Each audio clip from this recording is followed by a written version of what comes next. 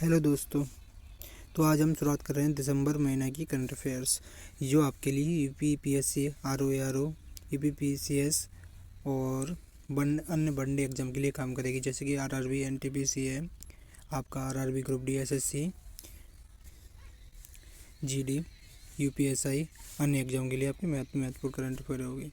हाँ, एक बात का ध्यान जरूर रखना भैया, सब्सक्राइब जरूर कर देना और करवा दियो, ज़रूरत है, शुरुआती फेज है हमारा। तो देखिए, शुरुआत करते हैं। नंबर 1 है आपका डोडो पक्षी। इसकी आयुषी स्थिति क्या है? विलुप्त। यह चर्चा में क्यों रहा है? क्योंकि इसको जीवित करने के प्रयास किए गए थे, इसीलिए चर्चा में रहा है। अब आगे आप सुना ही होगा, मनमोहन सिंह प्राइम मिनिस्टर थे हमारे, जो इनका हाल ही में निधन हो गया है। ये कौन से नंबर के पीएम थे? हमारे 14वें नंबर के पीएम थे। इन्होंने अर्थशास्त्र में ऑनर्स की डिग्री कहाँ से प्राप्त की? कैम्ब्रिज विश्वविद्यालय, यूके से।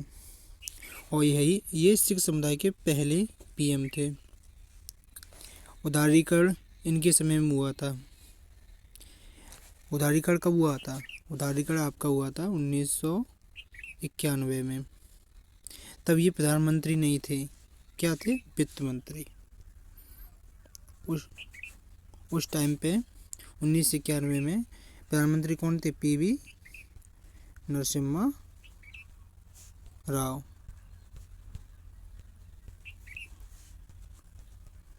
ठीक है, आगे इनकी कुछ रचनाएं देखते हैं। Changing in India, India's economic reforms and agenda for the future, an decade of economic reforms. अब यही बहुत महत्वपूर्ण क्वेश्चन हो सकता है कि ये आरबीआई के गवर्नर कब रहे? मनमोहन सिंह जी तो रहे थे 82 से 85 तक। ये आ सकता है, ये इम्पोर्टेंट है। 1987 में पद्म भूषण अवार्ड मिला। योजना आयोग के, ये भी इम्पोर्टेंट है, योजना आयोग के अध्यक्ष के रूप में कब रहे थे? 1985 से 1987 तक ये योजना आयोग के अध्यक्ष रहे थे। यूजीसी के अध्यक्ष 1991 में बने थे, ये भी आपको याद रखना है। अब आगे है राज्यसभा में पहली बार चुनाव कब हुआ था इनका राज्यसभा में? तो 1991। कहाँ से हुआ था? असम से। राज्यसभा में विपक्ष के नेता के रूप में कब हुए थे? 1998 से 2004। क्यों विपक्ष के नेता क्यों थे? और विपक्ष का नेता क्या होता है? विपक्ष का नेता वह होता है जिसमें किसी सदन में उस सदन की कुल संख्या के 10% सीटें जिस दल के पास होंगी उसके प्रमुख को विपक्ष के नेता के रूप में या प्रतिपक्ष के नेता के रूप में जाना जाता है। क्योंकि उस समय अटल बिहारी वाजपेयी 1998 से 2004 तक थे, इसीलिए ये विपक्ष के नेता थे। केंद्र ने मृत्यु पर हाल ही में मृत्यु तो कितने दिनों का शोक दिया था? राष्ट्रीय शोक घोषित किया, 7 दिनों का राष्ट्रीय शोक घोषित किया है। आगे देखते हैं, अटल स्वास्थ्य मेला कहाँ पे है? का आयोजन कहाँ हुआ है? तो लखनऊ में हुआ है। और कब हुआ है? 25 दिसंबर को हुआ था। और 25 दिसंबर को क्या मनाया जाता है? अटल जी की जयंती। अटल जी की जयंती। और 25 दिसंबर को क्यों जाना जाता है? सुशासन दिवस के रूप में। सुशासन दिवस, ठीक है। आप देखो, इसी में हाल ही में प्रतिमा का अनावरण किया गया था। कहाँ किया गया था? लखनऊ में। किस अवसर पर किया गया था? अटल स्वास्थ्य मेला के अवसर पर। और इस प्रतिमा के रचनाकार थे, कौन थे? अमरपाल सिंह। हाल ही में स्टारलिंक सैटेलाइट डिवाइस प्राप्त भारत के किस राज्य में प्राप्त हुए? तो मणिपुर में। कहाँ पे? स्टारलिंक सैटेलाइट के डिवाइस के कुछ उपकरण कहाँ प्राप्त हुए? मेघालय, मणिपुर में। अब स्टारलिंक क्या होता है? स्टारलिंक एक प्रोग्राम होता है जिसमें उपग्रहों के माध्यम से इंटरनेट सेवाओं को प्रदान किया जाता है। इसके भी प्रयोग चल रहे हैं। अभी किसके द्वारा इंटरनेट सेवा दी जाती हैं? तो अभी इंटरनेट सेवाएं अभी मोबाइल नेटवर्क के जो टावर होते हैं उनके द्वारा दी जाती है, केबलों के द्वारा। लेकिन अब प्रयोग चल रहा है कि उपग्रहों द्वारा मोबाइल सेवाएं, जो इंटरनेट सेवा है वो दी जाए। तो उसी से संबंधित स्टारलिंक सैटेलाइट। आगे क्वेश्चन है, हाल ही में पीएम ने किस योजना के तहत 50 लाख संपत्ति कार्ड जारी किए? तो स्वामित्व योजना। स्वामित्व योजना क्या है? इसके तहत ग्रामीण गरीबों जो किसान हैं उनको उनकी खेती के कागजात सौंपना। ये किस मंत्रालय के तहत आती है? पंचायती राज मंत्रालय के तहत यह योजना आती है, पंचायती राज मंत्रालय।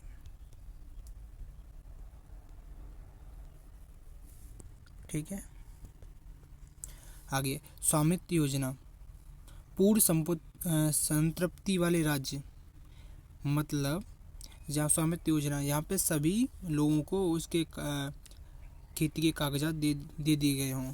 तो ऐसे कौन से राज्य है? हरियाणा है, यूके, गोवा, त्रिपुरा। आगे देखते हैं, 100% ग्रामीण घरों से जल आपूर्ति पाइप द्वारा करने वाले 5वें राज्य कौन सा है बना है? पंजाब। 100% ग्रामीण घरों से जल आपूर्ति पाइप द्वारा करने वाला राज्य कौन सा, 5वां राज्य कौन सा बना है? पंजाब। ठीक है, याद रखना। भारत का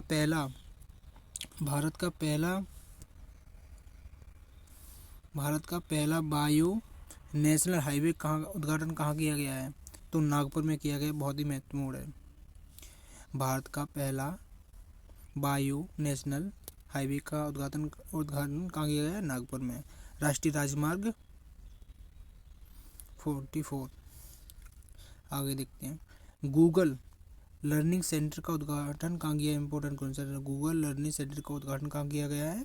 एनसीईआरटी मुख्यालय नई दिल्ली में। एनसीईआरटी मुख्यालय नई दिल्ली में। ओके। एनएचआरसी का नया अध्यक्ष, नेशनल ह्यूमन राइट्स कमीशन का नया अध्यक्ष किसे नियुक्त किया गया है? वी राम सुब्रमण्यम। इसके पूर्व अध्यक्ष कौन थे? अरुण कुमार मिश्रा। ये इम्पोर्टेंट क्वेश्चन है, आ सकता है। ठीक है, वी आर सुब्रमण्यम, राम सुब्रमण्यम।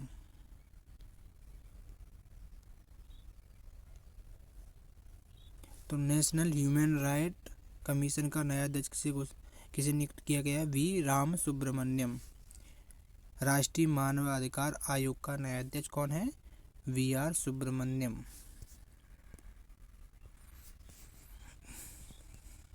इसी प्रकार की अभी हाल ही में नियुक्ति बहुत सारी हुई हैं, उनको भी आपको याद रखना है। जैसे कि आरबीआई के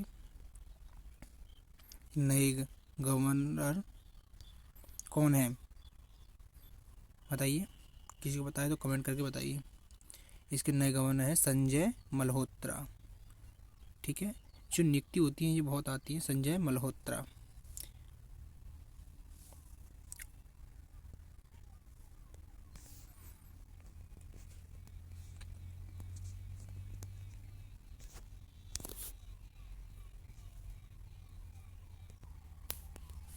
भारत का सौर सीमागाम कौन सा है? भारत का पहला सौर सीमागाम कौन सा है? मसालीगाम, गुजरात में। इम्पोर्टेंट है, आ सकता है। भारत का पहला सौर सीमागाम गुजरात में। ठीक है। उत्तर पूर्व अंतरिक्ष अनुप्रयोग केंद्र सोसाइटी की बैठक की अध्यक्षता किसने की? उत्तर पूर्वी अंतरिक्ष अनुप्रयोग केंद्र की सोसाइटी की अध्यक्षता किसने की? तो अमित शाह ने। क्योंकि उत्तर पूर्व जो परिषद होती है उसका अध्यक्ष कौन होता है? गृह मंत्री अमित शाह। तो इस हिसाब से आप याद रख सकते हैं कि उत्तर पूर्व अंतरिक्ष अनुप्रयोग केंद्र सोसाइटी की बैठक की अध्यक्षता कौन करता है? केंद्र मंत्री करते हैं। वो भी कौन है? अमित शाह। 72वीं उत्तर पूर्वी परिषद की पूर्व बैठक कहाँ हुई? तो अगरतला में। किसने की? अमित शाह। क्यों करें? अब याद कैसे रखते हैं? क्योंकि उत्तर पूर्व परिषद होती है उसका अध्यक्षता हमेशा गृह मंत्री करते हैं। तो गृह मंत्री हमारे अमित शाह वो करेंगे। ऐसे याद रख सकते हैं, रटना नहीं, याद करना है क्यों हो रहा है। ठीक है। तो कौन से नंबर की है? 72वीं। ये भी याद रखना है आपको। ग्राम न्यायालय किस एक्ट के तहत बना? तो ग्राम न्यायालय एक्ट 2008 के तहत बना है। लागू कब हुआ था? 2 अक्टूबर 2009 को। 2 अक्टूबर 2009 को लागू हुआ था। और संविधान 129वां संशोधन विधेयक 2024 किससे संबंधित है? तो एक देश एक चुनाव, वन नेशन वन इलेक्शन से संबंधित है। लोकसभा में कब पेश किया गया था? 17 सितंबर 2024 को। एक देश एक चुनाव लोकसभा में कब पेश किया था? 17 सितंबर 2024 को। ठीक है। अब एक देश एक चुनाव का उद्देश्य क्या होता है, इसका मतलब क्या है? तो इसका मतलब है लोकसभा, आपका विधानसभा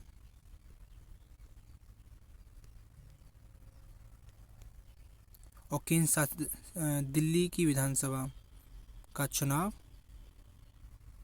एक साथ करवाना,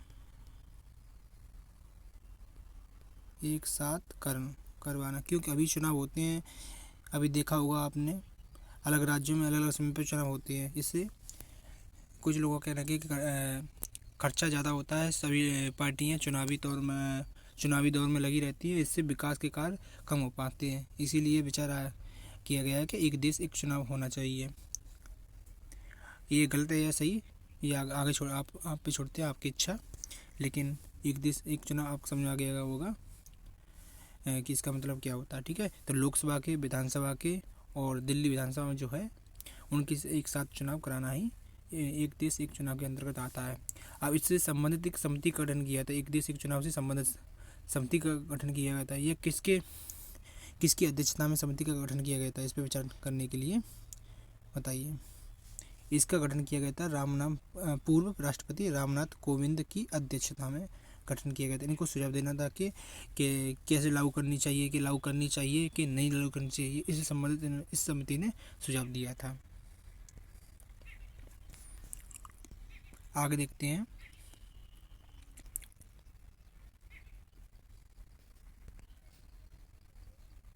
सुशासन सप्ताह का आयोजन कब हुआ था? 19 से 24 सितंबर।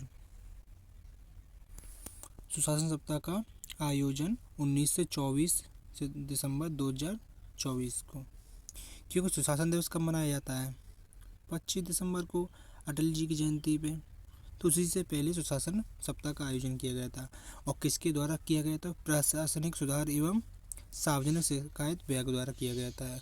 ठीक है। फ्रांस म्यूजियम डेवलपमेंट के साथ साझेदारी किसने की है? तो संस्कृति मंत्रालय ने की है। फ्रांस म्यूजियम डेवलपमेंट के साथ साझेदारी किसने की है? संस्कृति मंत्रालय ने। अब देखो, इसको याद रटना नहीं, याद किस करना है।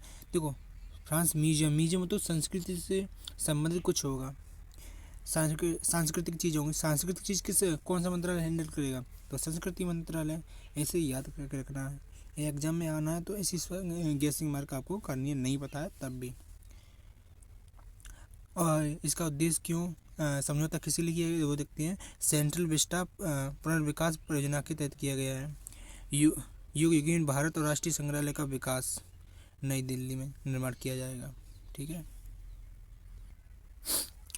योग नीति किस राज्य द्वारा शुरू करने की योजना है? तो उत्तराखंड द्वारा। योग नीति किस राज्य द्वारा शुरू की गई? उत्तराखंड द्वारा। बंगलारबाड़ी आवास योजना कहाँ शुरू की गई है? तो पश्चिम बंगाल सरकार द्वारा शुरू की है। अब बंगलारबाड़ी आवास योजना, पीएम ने एक वर्ष परिणाम उत्कर्ष कार्यक्रम को कहाँ लॉन्च किया? तो जयपुर में। एक वर्ष परिणाम उत्कर्ष कार्यक्रम को कहाँ लॉन्च किया? जयपुर में। क्यूएस वर्ल्ड यूनिवर्सिटी रैंकिंग में सस्टेनेबिलिटी 2025 में रैंकिंग प्रदान की गई थी, उसमें शीर्ष कौन है? आईआईटी दिल्ली है। विश्व में आईआईटी दिल्ली कौन सी रैंकिंग है? 171वीं रैंकिंग है। आईआईटी कानपुर की रैंकिंग कितनी है? 245। आईआईटी बॉम्बे की 234। तो ध्यान रखना, QS world university sustainability ranking 2025 में प्रथम स्थान किसका है? भारत में, विश्व में नहीं, भारत में किसका स्थान है? आईआईटी दिल्ली का। और विश्व में किसका? आईआईटी दिल्ली का स्थान कितना? 171वां। ठीक है। अब इसके संकेतक क्या होते हैं जिनके आधार पर इसकी रैंकिंग प्रदान की जाती है? वो है पर्यावरणीय प्रभाव, सामाजिक प्रभाव और शासन। पर्यावरणीय प्रभाव, सामाजिक प्रभाव और शासन।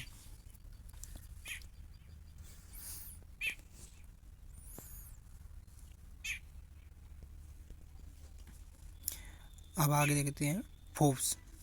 वर्ष 2024 से सबसे ताकतवर 100 महिलाओं में से भारत में कितनी महिलाओं को शामिल किया गया है? वर्ष 2024 सबसे ताकतवर 100 महिलाओं में से भारत में कितनी महिलाओं को शामिल किया गया? 3। इनका नाम कौन सा? नंबर 1 है निर्मला सीतारमण, 28वां नंबर है। रोशनी नाडर मल्होत्रा, 81वां नंबर हो गया। और किरण मजूमदार, 82वां नंबर है। किरण मजूमदार किससे संबंधित है? बायोकॉन की संस्थापक है। Roshni Nadar Malhotra HCL technology company की मालिक हैं, रोशनी नाडर मल्होत्रा। अब आगे देखते हैं NHAI national highway authority of India द्वारा राजमार्ग सुरक्षा के वाहन का नाम क्या है? राजमार्ग साथी। PM महाकुंभ मेला 2025 श्रद्धालुओं की सहायता के लिए कुंभ सहायक चैटबोट का शुरुआत की गई है। आपदा प्रबंधन एक्ट कब पारित हुआ? 2005 में, आपदा प्रबंधन एक्ट 2005। जलवाहक योजना का अनावरण केंद्रीय मंत्री सर्बानंद ने किया। इसका उद्देश्य क्या है? राष्ट्रीय जलमार्गों पर मालवाहक यातायात को बढ़ाना। BMW समूह ने किसके साथ मिलकर समझौता किया है? असम, झारखंड, तमिलनाडु, वेस्ट बंगाल में 1 लाख बच्चों को शैक्षिक सुधार के लिए दिया गया। परिदृश्य को बदलने के लिए साझेदारी की है बाई यूनिसेफ द्वारा। अदरक की किस किस्म को भारतीय मसाला अनुसंधान संस्थान द्वारा जारी किया गया? तो सुरसा, IISR सुरसा।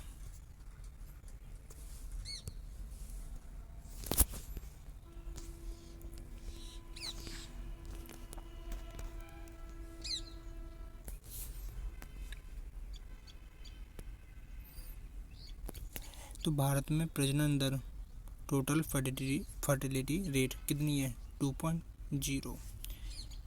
जो कि प्रस्तापन दर कितनी होती है? 2.1 होती है, लेकिन अभी कितनी है भारत की प्रजनन दर? 2.0। राष्ट्रीय जनसंख्या नीति 2000 के तहत फर्टिलिटी रेट का लक्ष्य कितना रखा गया था? 2.1 होनी चाहिए थी, लेकिन है कितनी? 2.0। 10वीं विश्व आयुर्वेद कांग्रेस का आयोजन कहाँ किया गया है? देहरादून यूके में।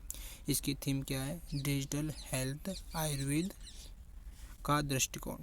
भारत समुद्री विरासत सम्मेलन 2024 का आयोजन कहाँ किया गया? तो नई दिल्ली में। किस मंत्रालय द्वारा किया गया? तो परिवहन और राजमार्ग मंत्रालय द्वारा किया गया। आ सकता है इंपॉर्टेंट क्वेश्चन है। भारतीय समुद्री विरासत सम्मेलन का आयोजन कहाँ किया गया था? नई दिल्ली में। समुद्री विरासत सम्मेलन नई दिल्ली में किया गया था। किसके द्वारा किया गया था? परिवहन एवं जलमार्ग मंत्रालय द्वारा। राष्ट्रीय पंचायत पुरस्कार समारोह 2024 का आयोजन कहाँ किया गया? विज्ञान भवन दिल्ली में। राष्ट्रीय पंचायत पुरस्कार समारोह का आयोजन कहाँ किया गया? विज्ञान भवन नई दिल्ली में। किसके द्वारा किया? पंचायती राज मंत्रालय द्वारा किया गया था। राष्ट्रपति ने पुरस्कार वितरण किए थे 45 पंचायतों को पुरस्कार वितरण किए थे। कितने परसेंट किए थे? 45 पंचायतों को। गुजरात ने किस धर्म से जुड़ी विरासत को स्थलों के संरक्षण के लिए समझौता ज्ञापन पर हस्ताक्षर किए हैं? तो बौद्ध धर्म से रिलेटेड किए हैं। और किसने किया है? ऐसे उल्टा भी पूछ सकता है कि बौद्ध गुजरात ने किया है, बौद्ध धर्म से संरक्षित। 4th मेकांग गंगा धम्म यात्रा कहाँ से शुरू की गई? तो थाईलैंड, बैंकॉक से। थाईलैंड मेकांग एक नदी का नाम होता है, मेकांग, जो थाईलैंड में बहती है ऐसे, ठीक है, और थाईलैंड की खाड़ी में गिर जाती है। गूगल ने गुणवत्तापूर्ण शिक्षा के लिए समझौता किससे किया है? तो NCERT से किया है। और किस कक्षा के लिए किया है? 1 से 12 तक के लिए।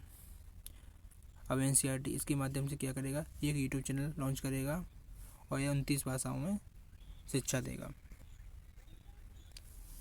इंडिया इंटरनेट गवर्नेंस फोरम का आयोजन कहाँ किया गया था? भारत मंडपम नई दिल्ली। भारत मंडपम नई दिल्ली। भारत मंडपम कब बनाया गया था? G20 में बनाया गया था। आपको याद ही होगा, तभी से भारत यात्रा नई दिल्ली में जो भी बैठकों का आयोजन होता है वो G20 में होता है। G20 की तर्जमानी भारत मंडपम में किया जाता है। तो यह क्वेश्चन महत्वपूर्ण है। इंडिया इंटरनेट गवर्नेंस फोरम का आयोजन भारत मंडपम नई दिल्ली में किया गया था। इसका कौन सा संस्करण था? 4th संस्करण था। थीम इसकी क्या थी? भारत के लिए इंटरनेट गवर्नेंस में नवाचार। भारत के लिए इंटरनेट गवर्नेंस में नवाचार।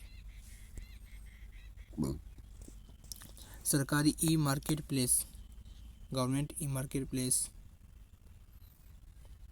पूरी तरह से खरीद करने वाला पहला राज्य कौन बना? गवर्नमेंट ई मार्केट प्लेस से पूरी तरह खरीद करने वाला पहला राज्य कौन सा बना? यूपी। अब जेएमई होता है क्या? एक यह प्लेटफॉर्म होता है जहाँ से सभी सरकारी संस्थाएं अपने सामान या वस्तुओं की खरीद करती हैं। सरकारी प्लेटफॉर्म होता है। ठीक। ऊर्जा बीन योजना का शुभारंभ कहाँ किया गया? तो विजयवाड़ा आंध्र प्रदेश में। विजयवाड़ा आंध्र प्रदेश में क्यों किया गया? ऊर्जा दक्षता को बढ़ाने के लिए किया गया। ठीक है। कर्मयोगी भारत की स्थापना किसने की? कर्मयोगी भारत की स्थापना किसने की? कार्मिक एवं प्रशिक्षण विभाग, डीओपीटी ने। देश का पहला एकीकृत अपशिष्ट प्रबंधन,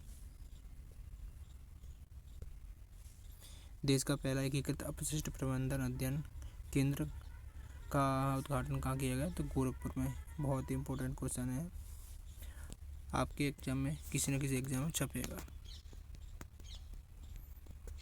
तो याद रखना है। देश का पहला एकीकृत अपशिष्ट प्रबंधन अध्ययन केंद्र कहाँ है? गोरखपुर में। गोरखपुर यूपी।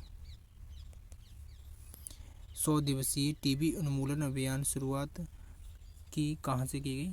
पंचकुला हरियाणा से। किसने की? स्वास्थ्य मंत्रालय ने। ठीक है।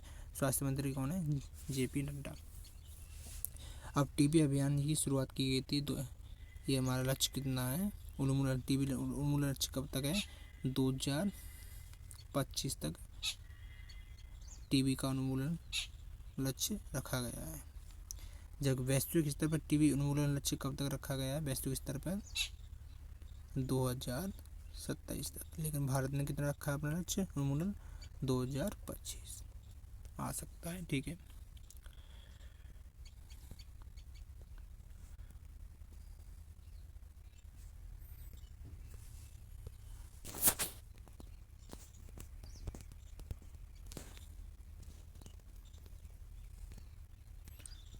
अष्टलक्ष्मी महोत्सव का आयोजन कहाँ किया गया? तो भारत मंडपम नई दिल्ली में। अभी आप मैंने कहा था ना आपसे, जितने भी दिल्ली में ज़्यादातर जो सम्मेलन या बैठकें जो भी होंगी नई दिल्ली भारत मंडपम में होंगी। उद्घाटन किसने किया था? प्रधानमंत्री मोदी जी ने। उत्तर पूर्व की जीवन संस्कृति संबंधित चीज़ों को प्रदर्शित करने के लिए अष्टलक्ष्मी महोत्सव का आयोजन किया गया था। अब अष्टलक्ष्मी से एक शब्द आता है। अष्टलक्ष्मी मंदिर का हाल ही में विदेश में कहाँ उद्घाटन किया गया था? ये किया गया था आपका यूएसए में। ठीक है। यूएसए में अष्टलक्ष्मी मंदिर का उद्घाटन कहाँ किया गया था? यूएसए में।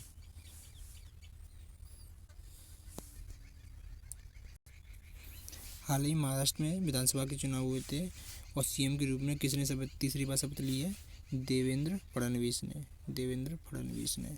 रेलवे संशोधन विधेयक लोकसभा में कब पेश किया गया था? 9 अगस्त 2024 को। रेलवे वाले एग्जाम को लिए बहुत ही इम्पोर्टेंट क्वेश्चन होगा ये। रेलवे संशोधन विधेयक कब पेश किया गया लोकसभा में? 9 अगस्त 2024 को। भारतीय रेलवे बोर्ड एक्ट 1905 को रिप्लेस करेगा ये। भारतीय रेलवे बोर्ड एक्ट 1905 को रिप्लेस करेगा। अभिलेखीय दर्पण में नागा भूमि लोक प्रदर्शनी का आयोजन कहाँ किया गया? कोहिमा। नागा जनजाति कहाँ रहती है? नागालैंड में। आयोजन 25वां हॉर्न महोत्सव के तहत किया गया था इसका आयोजन।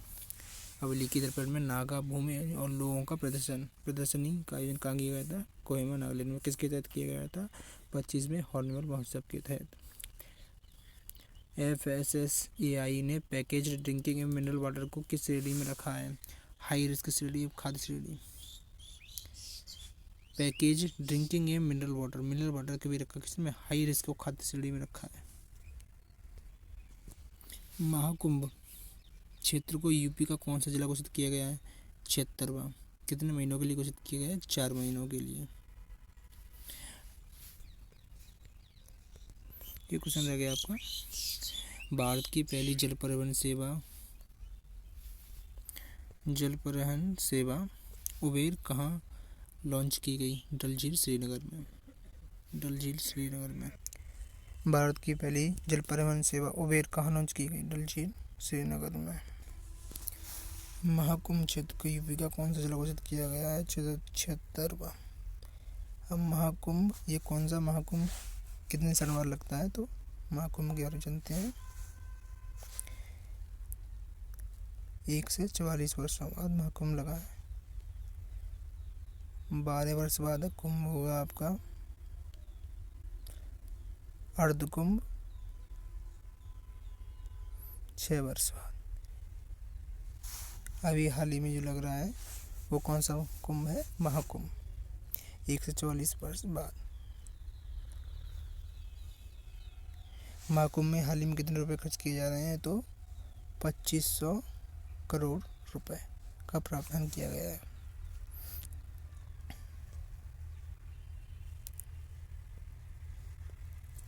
रूपपुर परियोजना कहाँ की है?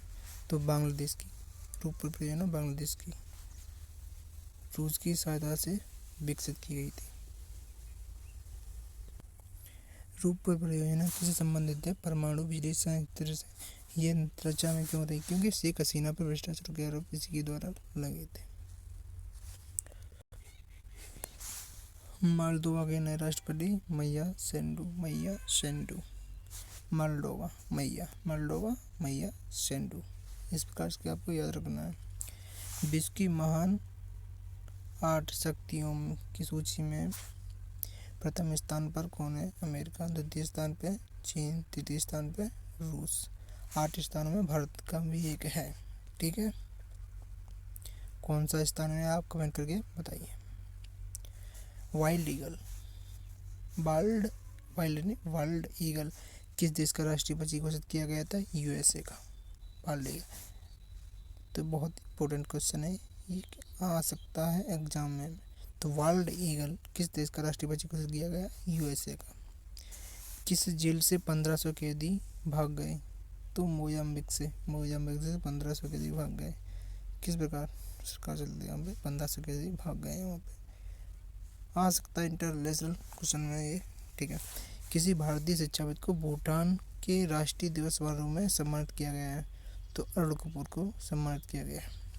यहाँ पे आपको कंफ्यूजन करने के लिए और सारे क्वेश्चन वहाँ पर दे देगा ऑप्शन में जयशंकर या प्रधानमंत्री मोदी। तो आपको रखना है, ये नहीं है। कौन है? तो अरुण कपूर। किस भारतीय शिक्षाविद को भूटान के राष्ट्रीय दिवस समारोह में सम्मानित किया गया है? तो अरुण कपूर को।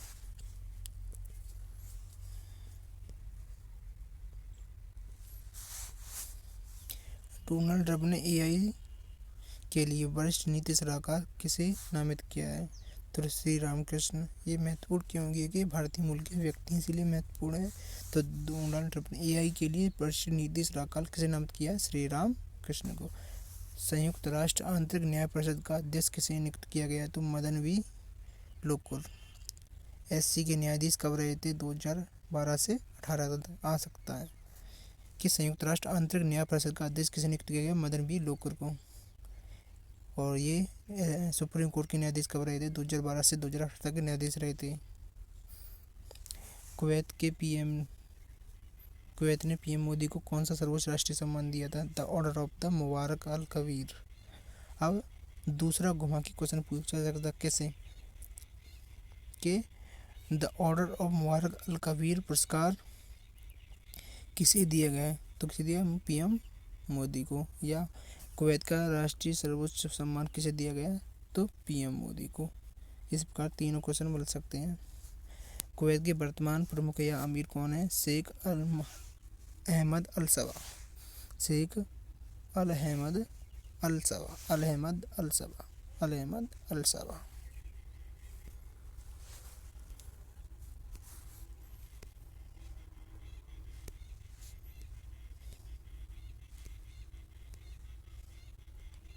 ठीक है, अति विशिष्ट रेल सेवा पुरस्कार किसे प्रस्तुत किया गया?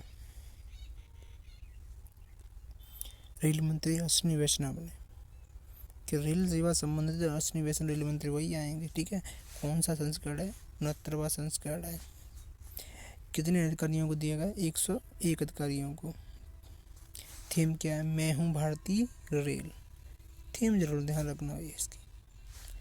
आते विशिष्ट रेल सेवा पुरस्कार किसे अधिकारियों को दिया गया है? 101 अधिकारियों को दिया गया है। और किसने प्रतिष्ठित किया है? तो रेल मंत्री करेंगे। कौन सा संस्करण है? 69वां। थीम क्या है? मैं हूँ भारतीय रेल। मैं हूँ भारतीय रेल।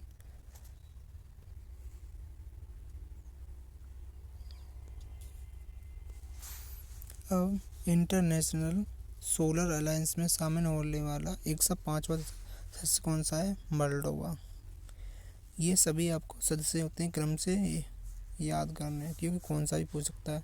100वां सदस्य कौन सा? पराग्वे। 101वां नेपाल। 103वां सीरिया। 102वां एंटीगुआ बारबुडा। ठीक है। अब महत्वपूर्ण कौन से हैं आपके इसमें? आर्मेनिया, पराग्वे याद रखना। 100वां सदस्य कौन सा? बहुत ही महत्वपूर्ण आर्मेनिया। 104वीं और ये 104वां 100वां तो भूलना ही नहीं है। 101 भी नहीं भूलना है।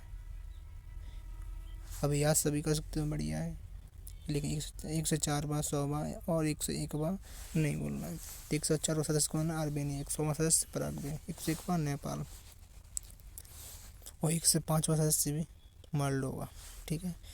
अब इंटरनेशनल सोलर अलायंस या अंतर्राष्ट्रीय सौर गठबंधन का मुख्यालय कहाँ है? गुरुग्राम हरियाणा में। गुरुग्राम हरियाणा में। और इसके कौन कौन सदस्य बन सकते हैं? तो यूएन के जो भी सदस्य पात्र हैं वो सभी इसके सदस्य बन सकते हैं। स्थापना कब हुई थी? 2015 में। कोप 21 के तहत फ्रांस और इंडिया द्वारा इसकी स्थापना की गई थी। फ्रांस कोप 21 की बैठक में स्थापना की गई थी। सदस्य कौन बन सकते हैं इंटरनेशनल सोलर अलायंस के? यूएन के सभी सदस्य। ठीक है। तो बहुत ही महत्वपूर्ण क्वेश्चन है, याद रखना है आपको ये। तो 105वां सदस्य कौन है? तो मोल्डोवा। कौन है? मोल्डोवा। ठीक है, फिर रिवीजन करते हैं। 105वां सदस्य कौन सा है? मोल्डोवा। ठीक है, मैं पूछूंगा 100वां कौन सा है? तो बताइए। पराग्वे। 101 नेपाल। आर्मेनिया कौन से नंबर का है? तो 104वां। 104 में कौन सा है? आर्मेनिया।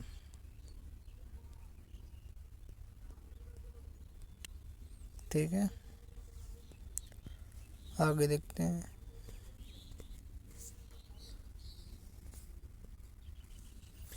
गोल्डन हाइट्स पर इजराइल ने कब्जा कब किया? तो 1967 में। गोल्डन हाइट किसका एरिया है? इजराइल, सीरिया का। ये किस पर है? देखिए, अब जैसे ये सीरिया हो गया, ये आपका इजराइल है। ठीक है। इसी में आपका ये गाजा पट्टी होगा, ये गाजा पट्टी। ये आपका होगा लेबनान। ठीक है, लेबनान। इसका आगे बॉर्डर है, यहाँ पे होगा आपका सीरिया वाले हिस्सा में होगा गोल्डन हाइट्स। ठीक है।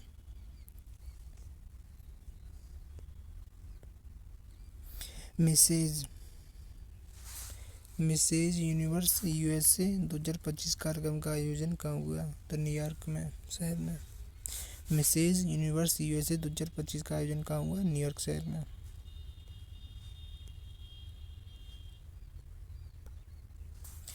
फ्रांस के नए पीएम कौन है? Francois Bayrou. फ्रांस के नए पीएम याद करने में बढ़िया रहेगा, फ्रांसवा बायरू।